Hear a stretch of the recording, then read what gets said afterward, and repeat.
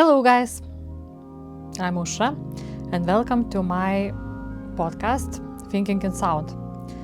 And this is episode number 13, and today I'm going to talk about a topic which is very close to my heart, and it's called Is it easy to be a female organist? Well, I don't know, I don't think that many women listen to my podcast. I think mostly it's men. But anyway, this episode is for all women organists. So, in general, I think it's very hard to be a woman and female organist, especially because I think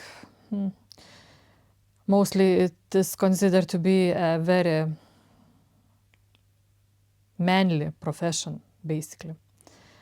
And women are behind it a lot of the times. But in general, all my life I was basically discriminated and bullied and ignored because I am a female.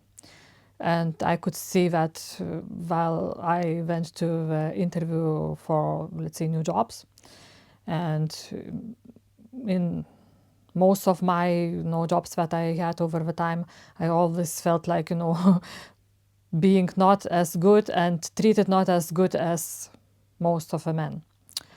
So, there were schemes going behind my back all the time, and, comments like, oh, really, could you do that? Oh, I think you won't understand it. No, I think it's such a hard instrument to play. Oh, no, can you really do it?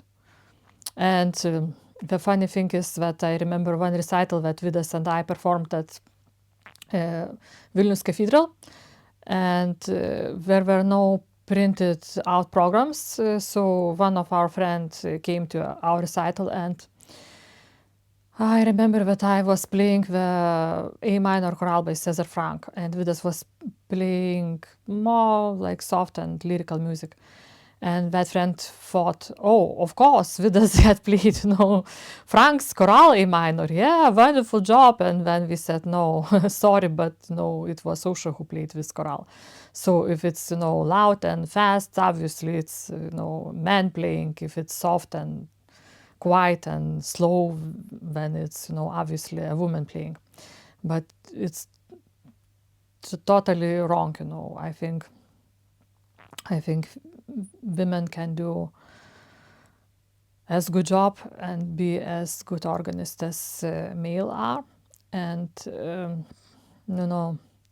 I just think that history treated women unjustly most of the times, and still does, actually, even in, Western developed countries. So, and because, now I'm getting close to my middle age of my life, and I'm in Eastern Europe, this makes things even harder, because all these things slows me down more than any man in my position.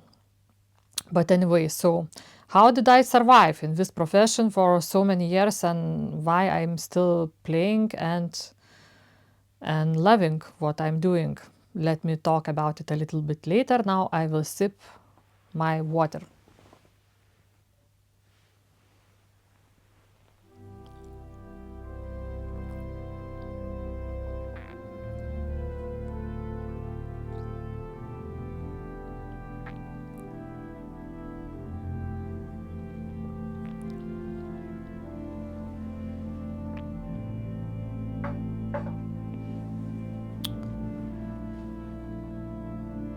So mainly what kept me in this profession is my, endless love for organ as an instrument and for organ music in general. And, also I think the support of Vidas, although it's sort of blessing, but and curse at the same time. Because, he overshadows me most of the time, but he also supports me, which is really nice, because most of our colleagues from our, days of Lithuanian Academy of Music when we were students are not performing, actively as organ performers, although we were actually good, while we were students. So I guess that this support from Vida's side really helped me to stay on track.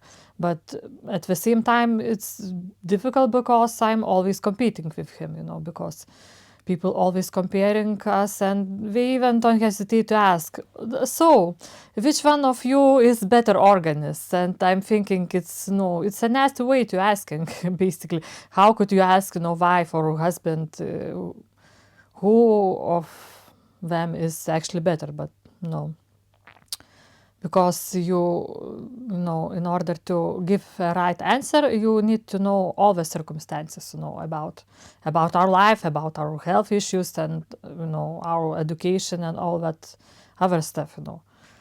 So I think basically it's a wrong question, and I don't think there could be a right answer,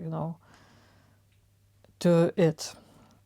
But of course he is male, so obviously he is better, and it's okay with me. Well, anyway, but the thing is that makes life harder. I think that women, and in general, not among organists, but in general, we don't support each other. And this is really obviously. Even if you would look at the results of elections in some countries, you would really wonder why are women voting for, let's say, that man or that man.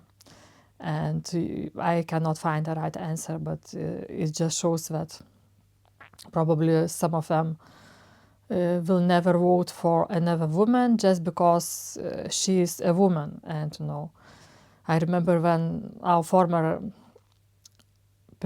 president of Lithuanian state of Lithuanian Republic was already finishing her term, and a new election was coming. One of my colleagues at work, she is female. She said, "Oh no, enough of those, we have such a vulgar, word for a woman. It's boba." So she said, "Oh, it's enough for that boba to rule, and I will vote for a man." And I thought, well, okay, she was an excellent president, so how can you say that? So, but anyway, it's democracy, and everybody can do whatever we want, as long as we don't break any laws. So, what I would like to finish, I would like to wish good luck and stay strong for all the female organists. And I think we are doing an amazing job, because I believe that a woman, if she needs to stay in this profession, she needs to be 10 times better and comparing to any man. So stay strong, and I really wish well to young generation for organists such as Dariia Litviško. I'll always follow here on Facebook, and even to Anna Lapwood, although I don't really enjoy much of her repertoire that she plays, but I really appreciate of what she's doing for organ world and for us female organists. So good luck, and stay strong. You can do it. This was Ausra, and thank you for listening. See you next time. Bye bye.